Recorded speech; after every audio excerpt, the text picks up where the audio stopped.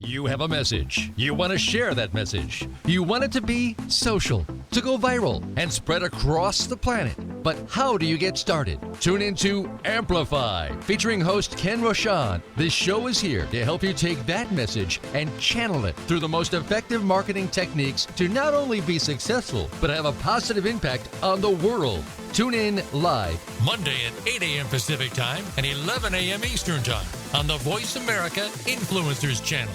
and get amplified. Welcome. This is Ken Rochon on Voice America Influencer Channel. And wow, it is a beautiful, lovely, snowy, freezy rain in the Washington, D.C. area. How are you, Andrea? I'm hunky-dory. How are you? Well, it is a cold, freezy, rainy, icy. Oh, I'm in your area and I feel perfectly warm and comfortable. So there you go. So I'm all huddled up inside where I don't have any windows. I have fake windows here, so it looks beautiful. yeah, that'll do it. I mean, I keep That looking does at it these every things and time. it doesn't change the snow or the ice or the rain. Well, we have some really cool things that happened this last weekend for the Keep Smiling movement. We had a model shoot in combination with Alchemy by Brie, and that was super fun. And that's just two we of them. also, yeah, that was two of them. So we had some really great new shots for the Keep Smiling movement. And we want to thank our sponsors for this programming, for Amplified with Ken Rochon, your host, and I'm your executive director, Andrea Adams-Miller. And that would be bees.social. Bees.social is a cryptocurrency education platform for the people, by the people. We also want to thank the EMF Fix, which is this necklace here that is keeping the, oh, you can't see it, the EMFs away from us. And my makeup lady, Lynn. We want to thank Voice America Influencers Channel and the Red Carpet Connection, the Umbrella Syndicate, and Perfect Publishing and Big Events USA. And of course, our special sponsor today is the Repositioner, which would be Chala Dincoy, who is also our guest.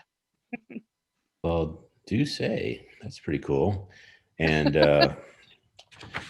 anything else you want to say about this weekend? I don't know. Is there something else I should say? Well, I mean, you had two amazing clients come into the photo shoot, and they're doing books. That's pretty Well, cool. I'd be happy to share that. Yes, Diana Basango, she has a really great book and story that's going to be coming out. And Diana, her book is about her life growing up in Rwanda and witnessing during the genocide, her father being killed by a family member, and the trials and tribulations she went over and overcame and still create smiles in the world. And then we have Taylor Williams. Taylor Williams has been a beautiful beauty pageant queen and wonderful things in the Maryland area. And she has a children's cookbook that's going to be coming out, and they'll be doing a soft launch here in Hanover, Maryland, near BWI Airport, the first weekend in March. So super fun things will be happening for them. And they just both recently became authors in the Dose of Hope book because they're bringing hope to the world. And big special thanks to Bree Owens with Alchemy Designs by Bree for helping create that opening funnel and I guess connection so we can all be more powerful. Absolutely. So I believe we have a guest, and I think she is just finishing her Zumba workout. So let's bring her on. Well, let me go ahead and invite her onto the screen here again. And I don't know why this is being weird. All right. And her name is Chala Dincoy. Chala is a beautiful, amazing woman. I've gotten to know her quite well over the last couple weeks. And now I'm having technical difficulties. There we go. We fixed it. Chala Dincoy, she's the CEO and founder of the Repositioning Expert. It's a division of Coachtactics. She's a marketing strategist. And what she does is she helps professional service companies change their messaging to really get that hook to attract more decision makers and get through the gatekeepers to the people who can make that decision of yes. And she has formerly been an award-winning marketer at companies as Pepsi, Pizza Hut, Frito Lay, Diageo, Playtex, and BIC Incorporated for over 20 plus years. So now in this area that she's really doing marketing consulting and strategy and she's also the author of Gentle Marketing, a gentle way to attract loads of clients and how to win friends the way Apple wins customers. She's regularly featured on major television shows, ABC, NBC, CBS, and Fox, and as well as popular speaker she is at several international conferences. And so she really does this great way. I've had the pleasure of interviewing her before. She really creates that rocket fuel to success for people by giving them that vocabulary and those words to really get in the door and make things happen. So welcome to the show, Chala. Thank you, Andrea. You did a really great job synthesizing Actually, exactly what I do. She did leave something out. Oh. Yes, I did. It says right here, she has a son that has a 30-year-old maturity, yet he's only 11 years old. Yes. Wow. That's correct. Yeah. Oh, yeah. He'll tell you he drives a car.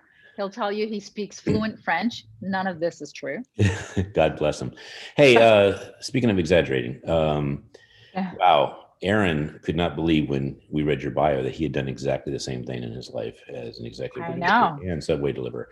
So, on to bigger things, though. Thank you for making a shift and actually repositioning the way you approach doing a podcast, because I understand every podcast you've ever done before today, you were doing Zumba at the same time while you talked.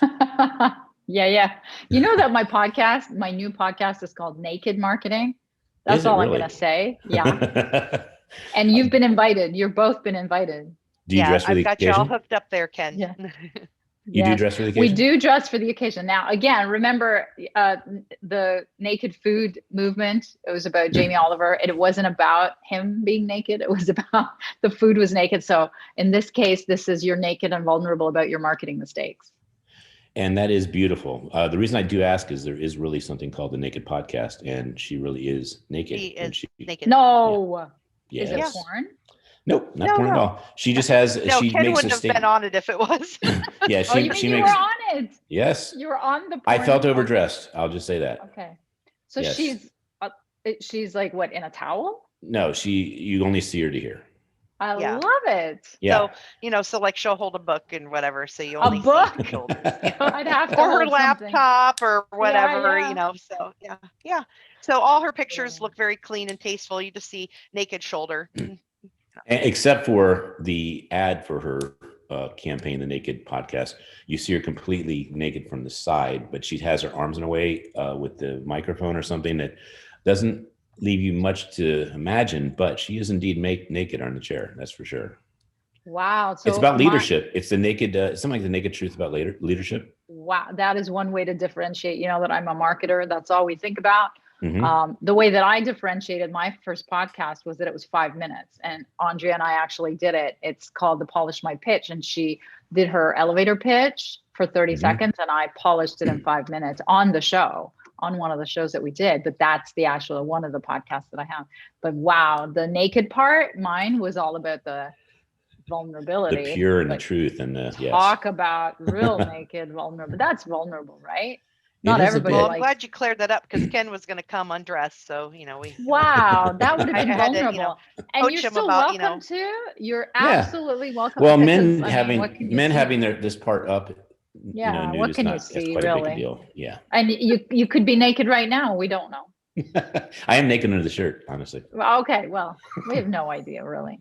Nor do we want to know. Thank you for that. Thank you. I mean, my biography son at 7 years old really is in the house right now. So I want him to see a real he leadership. Is 7. Okay. So he's a little guy. He still believes in all the things. He does. However, he is quite mature with his vocabulary. So he carries on an adult conversation rather effectively. Yeah. Is he like a lawyer? I have a little lawyer. He's like an engineer. Engineer would be the best description. Okay. All right. Yeah, he lets you know how things work. Wow. Oh my God. They'd get along so well with my little guy. Washington's not so far from Toronto. We should just have a snowy drive someday. Yeah. When we're allowed to enter your country. That's true. We are not. And nor are you allowed to enter ours. I can't come visit you. Mm-hmm. No. Yeah, we can't go over there, right? So nope. It is, they're blocking us in from coming in. Yeah, because you're infested. Yeah, I know. And we're not even naked about it. Yeah, you're not even naked. Imagine if you were naked, they'd never let you in. All right, so we have had quite the the background and relatedness of humor and love and breaking the ice. So let's talk about who you are. And we like to start with where were you born? What was your childhood like? And how did it actually create who you are today? I was born to an immigrant family, to the hairy bosom of a Turkish immigrant family 51 years ago in Montreal, which is colder and has more snow. And my poor elderly parents are stuck in a worse snowstorm than this. And normally they'd be vacationing every year for 6 months. And they got stuck last year for 8 months. They wouldn't allow them to come back home from the Mediterranean. Anyway, so that's how it started. That is something. So what happened in your childhood that caused you to be who you are now? I think it was before my childhood. I think it was from birth. Yeah. It's unexplainable, really, because I was making the dough, working for the man. And I always was too, I used to criticize my bosses. I used to disagree with two bosses up. I always thought I was smarter. I had a real issue with doing stuff that they told me to do if I didn't agree with it. So I was just not a corporate, they used to call it a team player. So I always thought they were dumb. I mean, not to say that I'm really smart, but some of the people I worked with were smart, but others were just, doing their thing. So I was just really frustrated, and I had a coach, and then I saw what this coaching thing is, and I went and certified and got a coaching degree, and then started my own business while I was still working. And then I had, people at lunch that I worked with on the phone, and people after work. And I took all my vacation time to do retreats and to do education. It was kind of brutal, but when I left, I was able to quadruple my income. So they started me yeah, they were, but to be fair, they were complacent and they didn't want to be challenged. And you can be super intelligent and not want to make a difference. I mean, some of them were dumb, but it wasn't about, you're right. It's not about intelligence. It was about conditioning. And I broke the conditioning that my parents, so my mom's a lawyer, my dad's an engineer, and they come from a very poor country that's still a developing country, but they were educated. Hungary? But no, it's Turkey. Close to Hungary, right? Okay. Yeah. But they still taught us all of the values of save, don't spend money when you don't have it, don't ride your credit cards, don't borrow from anyone, sales is bad, salespeople are distrustful, all of those things that inhibited me so badly. When I launched my business, I was starving. And then I paid enormous amounts of money to coaches to help me change my mindset around money and charging. And that did it. That really did it. But it's like a recovering alcoholic. You're always scared. Well, that's weird that they would say that. It sounds kind of hypocritical, because I've been to Turkey, and buying Turkish rugs, they're the most honest people, and they give you the best deals, and they're the real deal. I mean, they're not even making money. There was a guy, oh my God, it's so sad. There was a Canadian we met, my mom and I, and he had started backpacking from Turkey, and they fooled him they gave him tea and whatever. They fooled him into buying this carpet with all of his money that he was going to go backpacking with. So they gave him the carpet on his back. So he had no money and a carpet. So that was his last stop. So he had to leave. That was his last destination, all his dreams of everything. And it was so funny that you tell me that story. Yet they saved his life. Did that happen to you? I was the carpet guy, and I remember it like it was just about 20 years ago. It's a crazy story. Yeah, that is very beautiful. Man, I'm a little choked up now. I think she's drinking a little bit of mud there. You guys, this is protein. It's so disgusting. But I have to do it. I have to do it. Why? I'm trying to lose fat. Not muscle, I'm training. So I'm trying to train the muscle. But anyway, I just don't have enough protein in my system. Really some people are kind of ostentatious about, that they got a lot of money. And sometimes that honestly turns me off a little bit. But with you, seeing that you have $7 behind you, I'm like, wow, she really does have. This was a good luck omen when I lost everything at the beginning of COVID. And Andrea knows the story, but you guys, who doesn't know the story? Yeah, you guys. Well, and Aaron gets pissed when he can't hear the Poor story. Aaron, yeah. No, so this was like, it was to bring it all back, and it worked because Tell me I how it lost did. it all. I lost it all. I was not allowed to come into your country, and That's not my 100%. fault, and I feel like you're blaming me. Either way, I am kind of a little, yes, you got me there, but I was not allowed to work. I mean, that's how I made my living, is I'd speak at conferences, I convert business in the conference, and no more conferences, no more travel. So I was like in the fetal position last year, this time, it had just started to come. Yeah. So yeah, and I had to reinvent it all this year, and I put this up and it worked. So this is very relevant. Do share. Go deep with this conversation. I figured out how to, I hired, because I had done the mindset work, I had no money and no prospects and no funnels. Can you imagine had I called you a year ago this time and said, hey, listen, we'd like to hear, we saw this stuff on your bio. We'd like to hear how great you're doing. And you're in the fetal position as you were talking during the show. Wouldn't that be crazy? It was hard. It was hard. And I went silent. So I wasn't really doing much around that time. I was trying to figure everything out, just like everybody, right? Mm-hmm. Yeah. I don't know. Were you affected? Only lost 300 of my events out of 301. So lovely. I still had one. I still had one event left, and I was like, "What? Who am I to complain? I got one event left." That's good. That's the right way to look at it. Did you lose? Like, did you make it back up? Did you lose all the income? I was able to pivot. Fortunately, I had the publishing side of my purpose-driven life that it didn't flourish, but it allowed people to say, you know what, I finally got time on my hands. Let me go ahead and do a book with you.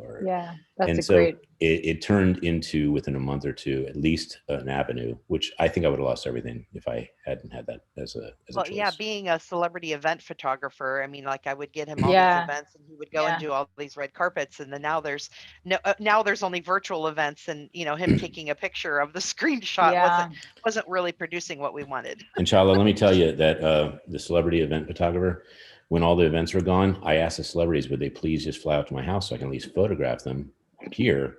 And the problem was I didn't even know their numbers or their email addresses. So I was like saying it like, because they would have to a wall or something, and nothing was really channeling and getting to them. And then it was funny, the photography part. The part I enjoyed the most was some people said to me, you know what, you could pivot and be a virtual photographer on Zoom. And I was like, wow, that's going to be quite the job, having my camera and taking pictures of my screen.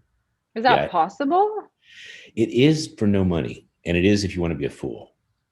Okay, so it's possible. We can just do a control F4 and then. Yeah. Wow. I was like, is that even possible? Well, what about paparazzi? Were you a paparazzi? Oh, Ken's on mute now. Oh. Well, my son is bouncing rubber balls behind me, and I'm like, hey, you know what? We can play a new game after this show, and it will not have anything to do with rubber balls. So I hope he stops bouncing the rubber balls. You should let him in. Well, if I do, then it will be like an engineer just came in the shop. Oh, really? That could be interesting. That could be really interesting. It could. Well, I want us to talk a little more about, let's say, your repositioning and your success before we bring in the crazy engineer. Okay. Well, so the way that I found the money after COVID, are you guys listening? Are you guys listening? Okay. So I learned how to make money from LinkedIn, basically.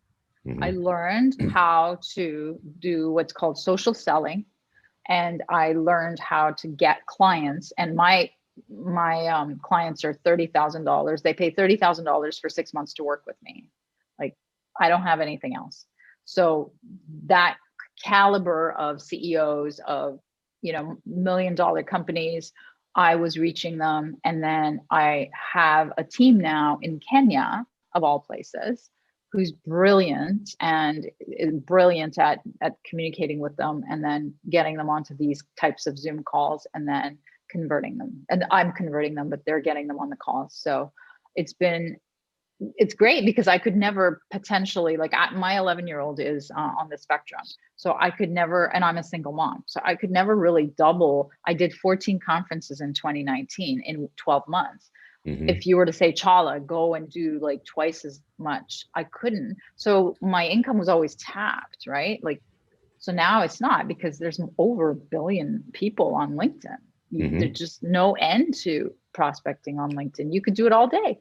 Okay, well, take us back to that beginning step. So you're in the fetal position. You just had some protein and you finished the Zumba and you're starving and you're like, where's my next protein coming from? So Exactly. what caused you to, what caused you to think LinkedIn? And then can you tell me exactly what the process was that caused you to create it? So the first thing that I did, I knew, being a savvy business person, that it has to be online, right? It has to be online, because even the first thing that the airlines did, do you remember what they did as soon as COVID hit? They took seats out to make it into cargo planes, because people were still ordering online. In fact, online orders went through the roof. And so I knew that the future is online. So I started looking at online funnels. And then I tried the Russell Brunson ClickFunnels, didn't really do it for me. I tried the webinars, I tried like any number of things. They didn't really work for me. But the key is I hired high level expensive coaches with no money. I had no money, but I did that. And I hired a podcasting agent, because I knew that the new stage is podcasts. So I hired them to find the highest quality audience podcasts in North America to get me on. There you go. Exactly. And you're going to be in it. All right. Naked. So that's really naked. cool. Yeah. And so that's what I did. I paid my brains out with money I didn't have, but I had gotten over the immigrant fear because of all the money I had spent before. And so I had changed my mindset, and I was very comfortable, a little bit, scared, but still comfortable enough to say, this is going to come back. And if you weren't a little scared, you'd be a fool. Exactly. Because I had no proof, right, that it was going to work, but I had enough momentum that I did it. So the expensive coaches, that's an interesting one, because of course they're worth their money before the pandemic, but during the pandemic, they had to shift too. What made them such a viable? So I hired an online funnel coach. See how you are? Yeah, Do you understand now? Yeah. Okay. Yeah. So that's, no, it's not any coach, right? You have to find always the expert with the coach is find what you're missing, and then find the best in what you're missing. Don't dilly-dally with group programs or whatever, depending on the level you're at. But the level that I was at, I was making like close to $500,000 by myself with half a VA, and, sitting in my living room and just flying out once or twice a month. Right. And that was gone. So I needed to recreate that. Because I'm a single mom with an autistic 11-year-old, right? I have certain obligations. He has therapists, he has a special school, he has this, he has that. Luckily, he's very high functioning, but I need to support him, and I can't go back. I can't go back to a job. So let's go to that second part where you found LinkedIn. So it wasn't like it was immediate. Was it like a week, 4 weeks, 8 weeks? You finally got the coach, and then you got the 3 months of me like mainlining what the coach was, the training. I learned. I was working out to learning. I was walking to learning. I woke up and I would meditate to, like, normally I would meditate, but I was now listening to lessons. So I was listening to social selling lessons and positioning lessons and how to do LinkedIn lessons. And I was just like pure immersed into, it was a lot. It was crazy, but it was like, when you get into a growth mode, you're just like so purely focused on it. And that's what happened. And luckily it's come back. Well, obviously you could see the logic of what you were being advised to do. I'm guessing there was a formula. Yeah. Right? Yeah. There was a formula, and I'm not going to lie. Not all of it worked, but the part that did brought me back. Okay. Well, so on LinkedIn, tell us how you played, and tell us what formula didn't work or what did as you wish. So the part that works is we reach out to our prospects, which are multi-million-dollar CEOs, and we connect with them with something in common. And my team is really good at looking at the person's content and profile and saying something relevant to them and customizing the message that's outgoing, and then connecting with them and creating a relationship. And for my clients now, I do this where I write a script. It's called a DM tree. So it's a direct message script where if they say this, you say this. If they say this, you say this. Then you say this. Then you say this. It's like it's called a tree. It's a DM tree, and it's that's like a bot, what except it's human. Exactly. And then they have to use their judgment on what to say, when to say. And so she's like, her team, Marianne's team is just brilliant at doing this. And I'm training them at the same time. I just wrote a blog saying you should never delegate sales until you have a mastery of it yourself.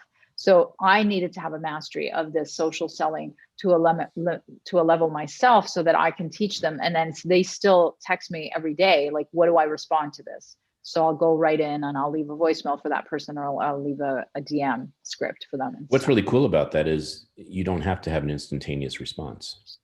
You have to have, it's like chess, except you have probably less than 24 hours. Yeah, exactly. There is. Yeah. Now, do you do some of that yourself? You sound like you know. A little bit. We have because we want to get 500 authors into this Dose of Hope, these big 800-page books, and we want the likes of you, Malcolm Gladwell, Russell Brunson, Sir Richard Branson. All those people need to hear that there's a reason, there's a value, not just money, but it's going to make a difference because there's time is valuable. Right. And I've been reaching out to them to get them on Ken's show because I'm his executive producer. So I'm always looking. It's through LinkedIn that I had our guest last week, Naveen Jain, who wrote Moonshots. And that's why I formed a relationship with him on LinkedIn. And then I happened to see him speak at a virtual event and then said, hey, I've mentioned before I had some radio shows. I'd really love for Ken to be able to interview you. Ken's a great host. And can we create this? And he wrote back, sure, let's do it. So that's a good book to read, by the way, and it's all about. I've written it down. Yeah, that's a read. I read it 4 hours before the show. I was like, wow. Normally an hour before the show, and not before the show, but an hour that morning. I just cook with the book and I say, okay, these are great topic points. I'm good to go. But I just love this book. So awesome. So I'm going to shoot for the moon now. Good. Here. As you should. All right, so we're going to be going to break right now, like in 10 seconds. So, Andrea, I know that you want to give a little shout out to a couple of our sponsors before we take off. I do. So thanks to our featured sponsor, Bees.social, the cryptocurrency education platform, teaching you financial literacy for the cryptocurrency world. We want to thank the Umbrella Syndicate, the Red Carpet Connection, publishing and publicity and talent agency, My Makeup Lady Lynn, the EMF Fix, Voice America Influencers Channel, Perfect Publishing, and Big Events USA, and Chala Dincoy, the Repositioner. And we'll be back after these messages. Yes, we will. And we're clear. Yay. Aaron, thank you for clearing us. Anytime. And then Ken, after break, Chala had said that she would do that for you as well if you would like to do the 5-minute hook Polish. thing, polish. So if you want to do your, I don't know if I'm comfortable making another $7 and having that behind my screen instead of these banners. Chala, I'd be all too excited to experience what you studied. So thank you very much. All right. My 7-year-old son is thanking you indirectly by bouncing balls downstairs instead of up here. You know what? I can polish his too. Awesome. Well, he's got it down pretty good, but I almost don't want him to be polished 10 anymore. seconds. he's actually, his son is really, really good at the NLP. clothes. Yeah. NLP he's totally clothes. got dad rap. All right, here we go. Android Market.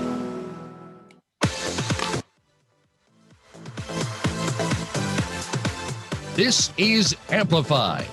To reach the show today, please call 1-866-472-5795. That's 1-866-472-5795. We also would love to hear from you via email to info@umbrellasyndicate.com. Now, back to Amplify. Well. Can you believe it? We're back after that first segment. So, Chala, you were in the middle of sharing some really cool aspects of the deep dives, the DMs, the languaging, the sales tactics, protocol, strategy, all that good stuff. And I only want to know more details because that really is the difference, is if you get the theoretical of you should do this and you kind of need, that doesn't give you specifics. So I am completely interested, and I think you need to have a book, young lady, about how people like us over here with a nonprofit that are looking for ways to make sure their pitch is really tight. They can grab I'm telling you, we are here to help you as a thank you to write a book this good, because that obviously is a great way to market your message, but also onboard clients and really help the world be better. So can you take a deeper dive in how it looked at the beginning and what it shifted over that period of time? I'm very, very interested in what the specifics, the details were. Yeah. So please. So I'm gonna give you the whole formula. And by the way, I've written 4 books. So okay. I totally believe. I mean, it's the way that I do TV appearances. They're really. I mean, you guys know in the TV world, especially Andrea, they care about recent books. They care about new books. So every time I do, you need to get your books on this. There's so much about your son and not enough about the books. So people can order them on Amazon. Yeah, but my son's more interesting. Okay, then we'll order your son on Amazon, I guess. Yeah, I've thought about putting him on. Yeah, cool. But okay, so here's the formula. Here's how you get people's attention, whether you're doing it in LinkedIn DMs or on Zoom networking, or one day in person. And I don't know if Washington, you've started in-person meetings yet, but they haven't. Everything's still on lockdown here.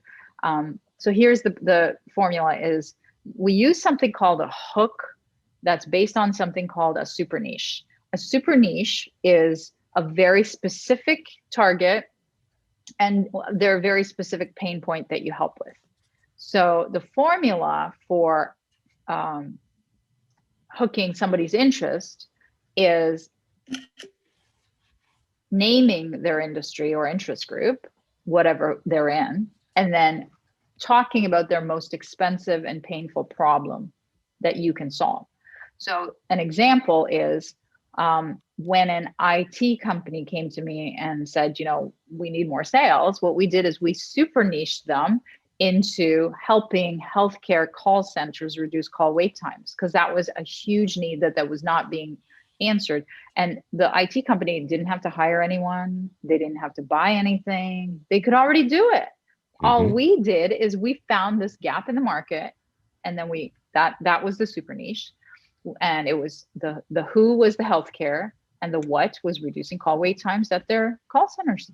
And we sub-branded a brand called On Hold Rescue with a picture of a guy like you, a woman, with the call center lady, and then on the logo was the Red Cross of the healthcare. So the On Hold Rescue sold $805,000 of that new service within 2 months of finding that. And the way we find that is I don't sit there and tell you what that should be. The market tells us what the super niche should be. I've created a 2 to 4 week process where we figure that out in the market, and they tell us, yeah, our call centers, the people are dying waiting on the phone. We need to figure this out. And then that's what becomes your super niche. Does that make sense? It does. Can you, in that specific example, how much did it cost to create that solution? $30,000 for 6 months. That's it. Yeah. And if you'd like, Ken, she'll do it for you right now for your pitch for the Keep Smiling movement. Yeah, we'll do. Yeah. So what I do is on my podcast, one of my podcasts, I've got 3 podcasts. One of the podcasts, we take a stab at it. We don't do the actual market research. Obviously, it's 5 minutes. Obliviously, we do it obliviously, and we just throw spaghetti at the wall kind of thing, which is how most businesses actually run. But we're, with the caveat that, don't try this at home kind of thing. We'll take a stab at it. So tell me what you tell potential prospects who could help you or who could buy from you, your elevator pitch. And then I'll ask for your permission to polish it, and we'll go from there. I can't wait for you to ask the permission to polish it, just so you know. That's going to be... Because you say no. I'm going to say no. I'm just going to say no. And then that's the end of the podcast. Exactly. We've never had that happen. That would be funny. But I want to have it happen so that you can say there was this one time that this happened. And but I want you to actually use my name. I want you to say it was Ken Rochon, and he is the co-founder of the Keep Smiling movement. He was the one person that did not allow it. And then it causes so much traffic to our website now because it becomes your story. And that was the end. That was the end. And because everybody else said no after that. So who I like to talk to before I tell you what Yes. the pitch is Uh-huh. I like to talk to people who are in stages that may not have a book, or that have a book that is not moving. Those are really sweet spots for me, because I believe in legacy and I believe in repositioning. I believe that books help us market people better and make them bigger and better experts, or more viable experts. Okay, so I would love it if you could pick an industry or an interest group. So people only gather in large numbers in that way. So like mothers of autistic children, that's an interest. Women business owners, that's an interest. Yoga is an interest, or an industry. Speakers, that's an industry. How about so speakers empowered women? Is that deep enough? Well, empowered women don't. Speakers. Okay, not. Yeah, speakers, they don't gather. Yeah, so speakers, they do self-gather. There's the association, right? Okay, so that's your target. Okay, what's the most expensive problem you help them with? Well, getting on more stages is what they want typically. So what we talk about is, you would be better off if you were able to have a book versus the other person who doesn't have a book, and your book was doing really well, and you're able to tie it into your booking. For instance, if there's people at the event, that everyone gets a book, they get to go home with material connected with you. So those are a couple of the benefits. But what we basically say is that, what is your message and what problem is it solving, and how are you leaving a legacy? How are you creating something beyond your talk on the stage? We can help you articulate that into a book and help you market that book to people that are hiring, so they look at you over other people. Okay. Do I have your permission to polish? No. You still have to. No. Okay. But even though I'm kidding, you still have to say there was one person who said no. I will. But he changed his mind. But Worry not. But you have to say the full thing, like Ken Rochon, the co-founder of the Keys. Okay, good job. No problem. Okay. Do speakers have a different problem now during COVID? Big time. Oh yeah, this is pre-COVID. Yeah. Right. Okay. So yes. What is the problem today that they have that you can help with, rather than getting booked on stages? Because there are no stages anymore. So is it virtual stages, or, like, what is the number one problem? That they're starving, they haven't been able to replace their income, like me? Yeah, so I think the number one problem they have is, what is their pivot point with their skill set that they speak on stage? And so there's still a market for that. And I look at the book as a great marketing tool to get them to that place. So they could do courses with the book. They could they could become coaches. They could monetize in all kinds of other ways. The book I look at as an expensive business card. I mean, a business card's 5 cents to $1, and a book is $1 to $5. So and I've never sold any of my books. I've always used them to get people to hire me. Okay, so what I'd love is if we could. Oh, that's going to be a new one too. You're going to say, I've never sold any book, but there's this one guy, Ken Rochon, co-founder. He bought my 3 books on Amazon. So I did make a little money. Nobody's ever done it. But good. Yeah, that'll be you. Okay, so what would it be like? And here's how I sharpen and polish the elevator pitches. We put some statistics behind it so people don't feel like losers, that everybody's in the same boat, right? Sure. What percentage of speakers? Permission to take my pen out. Yes, please do. Because I didn't want to. Yeah. Okay. Yeah. Okay, so what percentage of speakers have lost their revenue, or have lost at least 50%, have lost 90% of their revenue? I don't know. Let's make something up, and you can validate it after. Yeah. So I would speculate it's 80%. I would speculate. Okay. So 80% of speakers have lost almost all of their income due to COVID. Speculation, yes. What I do, you'll verify that, right? Validate. Okay.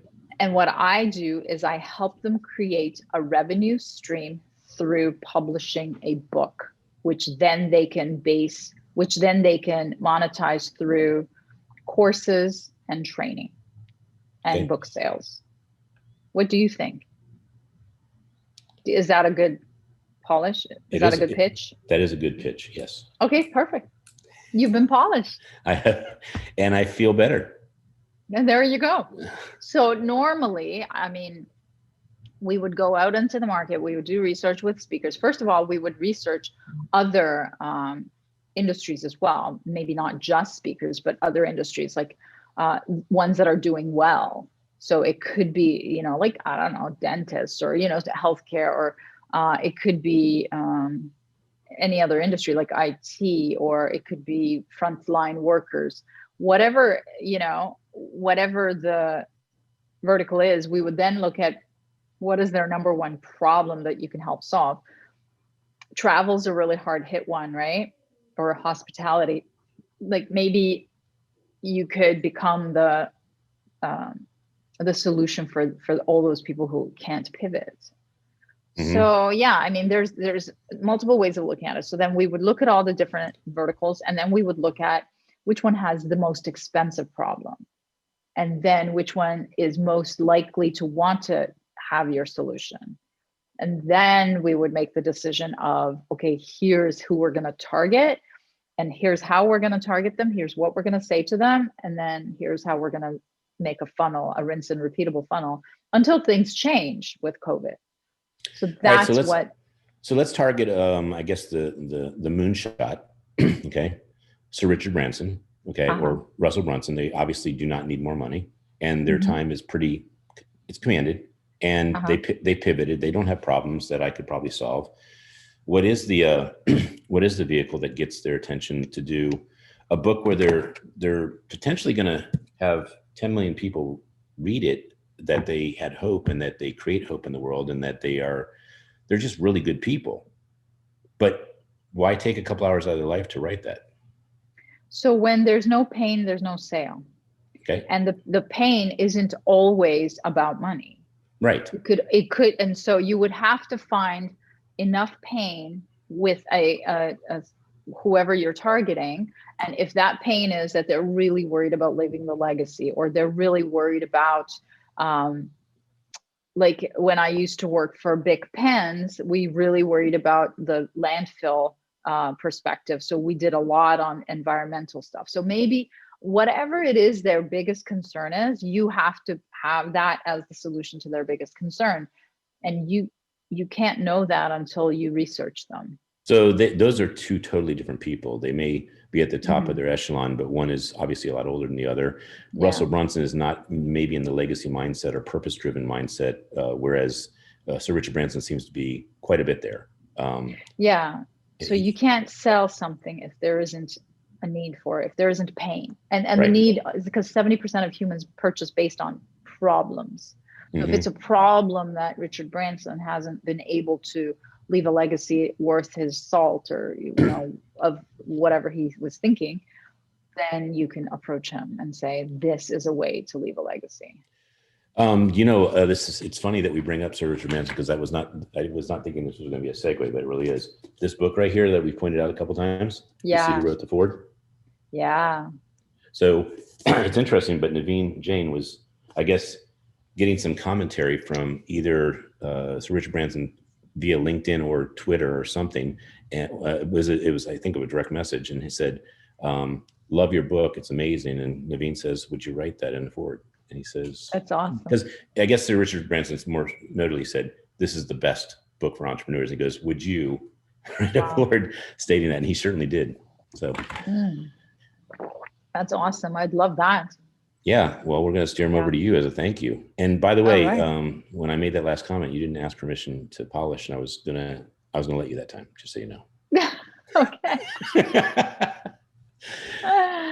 So of your books that you do have on Amazon, you have the same mindset that I do. You give them away so you can get conversations going. And that does prove the point, though, that they can be very effective. And they show not only that you're knowledgeable, but what your state of abundance is. Yes. And also, I always link my clients' books to their super niche, and it does so much better, because when you have a super niche, people are going to Google you around that super niche. And if you don't have content around that super niche, you're not going to have credibility around the super niche. And so you won't really stand out. Well, I have really enjoyed our conversation. It's not to say that I'm not going to say another thing during the show, but since Andrea does have a background with you, and you both have done a lot of Zumba over the years, I'd like her to be able to ask you a question or two. Zoom and Zumba. That is the ba. Well, Chala, what I would love you to share is, why you came up with a gentle marketer, what you were noticing and experiencing before with marketing and sales that made you just and want to change how people sell. I have a presentation called Trust Marketing, and this is for those of you who are like online dating, which I was. Selling and marketing is one of the least trusted professions in the world. It's like the lowest. I think it's just one above politicians.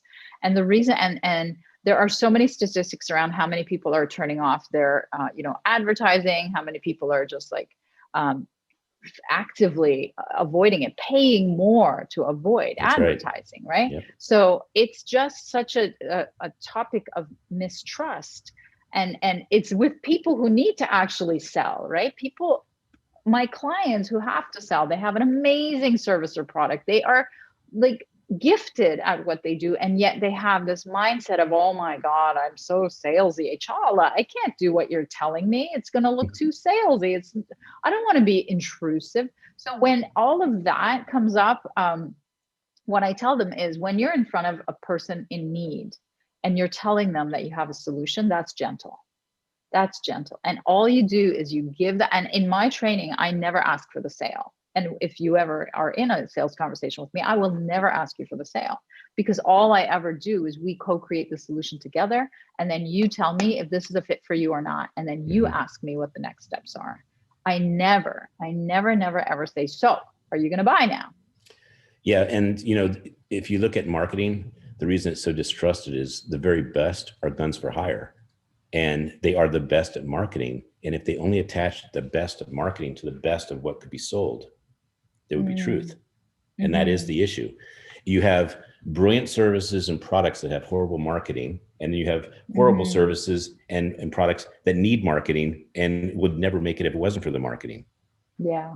So yeah, and when there is a brilliant product or service, and because of this distrust, they are so reluctant for the visibility. They're so reluctant to talk about it. They're so reluctant to actually market it. And they're even reluctant to reach out and do outreach to their prospects who desperately need them. That's a heartbreak for me. And that comes from conditioning. Well, I know I'm not wearing my shirt that only exposes my shoulders right now, but I'd like to have a naked conversation with you. You ready? Sure, go ahead. You made a mistake you want to talk about? Yeah, no, I didn't. Well, I sure would like it if you asked me if you had permission from me to polish. Oh, yes, please do. No, I don't have anything there, but I do have. Damn it. So I do have a question for you about what is your pain point right now? Who would be the marketer or salesperson that could solve a problem for you right now? For me, I'm still looking to expand my social selling team. Okay. And so it's a scalability issue. Yeah, but at a price, right? Because I'm still growing back to the levels that I was at. And I found that from the Philippines, there was like a lack of quality and extremely high price. Bangladesh was a real lack of quality. The US was disproportionately high versus service was not there. And Kenya, for whatever reason, seemed to be the jackpot for me. And again, we're having trouble expanding that. So that's where my focus is right now, because we've got the message, we've got the funnel, we just need volume. Yeah, and it depends what your service provider is actually solving. For instance, Fiverr thrives in those countries that you said were not working for you, because those are creation type, and the deadlines are not necessarily hard, but they can be moved a little bit. Whereas this is, I think this is intellectual property that you're talking about. It's language skills a lot. Yeah. Very, very high language skills. So in this one tribe in Kenya, for whatever reason, apparently they have a really high level of knowledge of English and grammar. And I've lucked into it, and she's been brilliant at finding other people in that tribe. Well, basically, it was probably some speaker that migrated here, got the college education, went back there, and really helped her tribe, so to speak. I don't know how it works. No, but that's actually a really viable. Really? I know speakers in the DC area, and when you hear where they're from and you hear what they're doing in the world, it's very evident that their command of language, and specifically English, allows them to go anywhere they want with their conversation. That's the point. Really? Yeah. Have you met anyone from like Well, specifically Africa? Kenya, I have, yes. Really? Oh, you have, really? Yeah, the last couple of weekends we've had people here from Nigeria and all the other countries just went out of my head. The But, Rwanda, yeah, you Ghana, mentioned. Rwanda, all of Yeah. them, and they all are very eloquent speakers and very highly educated. That's amazing. Mhm. That is amazing. Okay, well, we got some fun rapid fire to hit you with. All right, I'm ready for you. Well, you could have said, I'm not doing it, and you would have been the first person to Ah, missed out. Missed out. All right, so your books that you have that are not here, are any of them relevant to what is happening now? No, it's about how to get people to like you, how to get people to interact with you. So how to more of a how to pre-COVID, make post-COVID? friends. Well, I mean, it's relevant everywhere, but it's really about how to make people like you in 7 seconds or less. One book is called, the other one's about how to make friends like Apple makes, how Apple gets customers. Okay. So what book changed your life? The book that changed my life was anything by Dr. Wayne Dyer. He's like a Hay House author, inspirational. Of course. And he years and years of therapy or nothing on this guy. Like, it was great. Awesome. Andrea? I want to know the song that you play when you want to get jazzed up and get motivated. It's my sister threw the cassette tape. That's how old I am. Out the window. She was so sick of it. It was my favorite things. Julie Andrews, like that Sound of Music. Yes. I used to listen to it over. Favorite things. Yeah. Okay. She threw it out the window. She was so sick of it. Damn. Did we ever recover it? It was gone. It's gone. Trampled. Like the spool came out, That is sad. Yeah. Okay. So, so what movie inspires you? This is such a dark one. It's dark, like dark. Nobody knows about it. It was Robin Williams did a movie. It's called What Dreams May Come. Oh my God. He dies, and I know. oh my God! And then his wife commits suicide. And he has to save her from hell. I know. Oh that my is God. that is a wacky doodle. Crazy. That was a hard one to. That is one of my favorites. Yeah, that director and whoever wrote it. Wow. Yeah. Just off the chain, right? Andrea? When you were a child, what did you want to be when you grew up? I used to charge interest to my sister. And I used to write it into this little book. So I know I wanted to be an entrepreneur of some sort, for sure. It was a close second to being a singer. Who's someone you would like to meet? He's dead.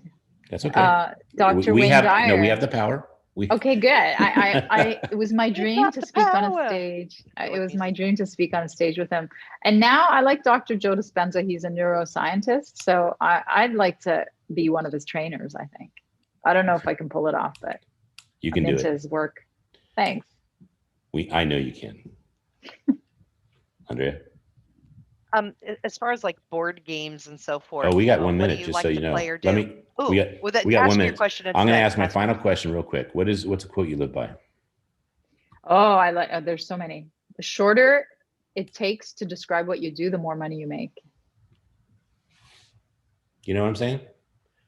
Andrea? Oh, first of all, thank you so much for being on the show. You have been amplified. Can't read your new book, and I can't wait for you to be included in this Dose of Hope book, because I think you bring hope to the world. This has been a very refreshing conversation to have someone be so naked about how the pandemic knocked them on their butt. They had $7 and created all this. So congratulations, and thank you for being so vulnerable and sharing the truth. Thank you for having me, and for being polished, and for being naked. I'm waiting to see you in your towel on my show. You got it. And we want to thank our sponsors. That's a featured sponsor is bees.social, insider educational information on crypto technology. Enough is enough for the people by the people. The Umbrella Syndicate, the Red Carpet Connection, the EMF Fix, My Makeup Lady Lynn, Voice America Influencers Channel, Perfect Publishing, Big Events USA, and Chala Dincoy, the Repositioner, www.repositioner.com. And don't forget, please always remember the keepsmilingmovement.com. We thrive and exist on your donations to help people with their mental and dental health, a 501(c) nonprofit. This is Ken Rochon with Umbrella Syndicate and Voice America Influencer Channel. Look forward to another great week of amplifying hope and prosperity. Have a great week.